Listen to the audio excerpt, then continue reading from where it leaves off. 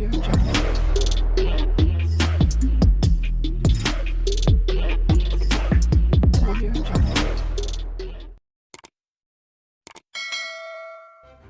kasih kerana memilih channel ini. Sebelum kita mulakan video ini, sila pertimbangkan untuk menekan butang like, share dan subscribe dan aktifkan butang lonceng anda agar anda sentiasa mendapat info-info percuma pada setiap hari dari channel kami. Dan tinggalkan komen anda kerana komen anda amatlah dihargai.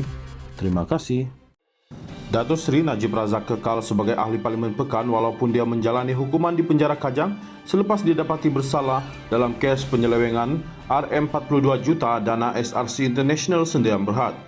Speaker Dewan Rakyat Tan Sri Azhar Azizan Arun berkata status bekas Presiden UMNO itu kekal tidak berubah kerana Najib secara rasmi memfailkan pengampunan pada 2 September dalam tempoh 14 hari yang dibenarkan berikutan sabitan kesalahannya. Ini bermakna status yang berhormat Datuk Seri Muhammad Najib bin Tun Abdul Razak sebagai Ahli Parlimen Pekan tidak berubah pada masa ini dan hanya akan dimuktamadkan sebaik sahaja petisyen untuk pengampunan diselesaikan, katanya dalam satu kenyataan tengah hari ini.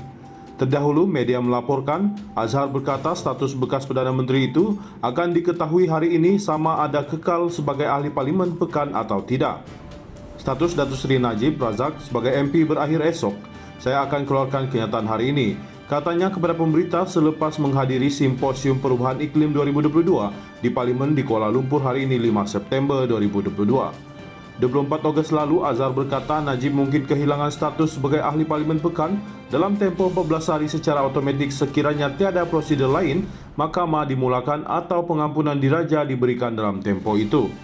Ianya adalah selaras dengan perkara 48 Perlembagaan Persekutuan yang memperuntukkan seseorang itu hilang kelayakan sebagai ahli parlimen jika disabitkan kesalahan dan dihukum penjara lebih setahun atau denda tidak kurang daripada RM2000 dan tidak mendapat pengampunan diraja. Pada masa ini, katanya, parlimen perlu menunggu pemberitahuan rasmi yang akan dikeluarkan oleh Mahkamah Persekutuan berhubung hukuman yang dikenakan kepada Najib. Najib dihantar ke penjara Kajang selepas Mahkamah Persekutuan membatalkan rayuannya dan mengekalkan sabitan serta hukuman penjara 12 tahun dan denda RM210 juta dalam kes melibatkan RM42 juta dana SRC International Sdn Bhd. Sekarang ini tiada lagi rayuan terhadap keputusan Mahkamah Persekutuan, tetapi perkara 48/4/B menyatakan sekiranya terdapat prosiding mahkamah lain dimulakan, maka status Najib sebagai Ahli Parlimen Pekan kekal sehingga prosiding itu selesai. Saya perlu mengetahui terlebih dahulu jika ada prosiding lain dimulakan, termasuk semakan, kerana proses semakan adalah sebahagian daripada proses mahkamah.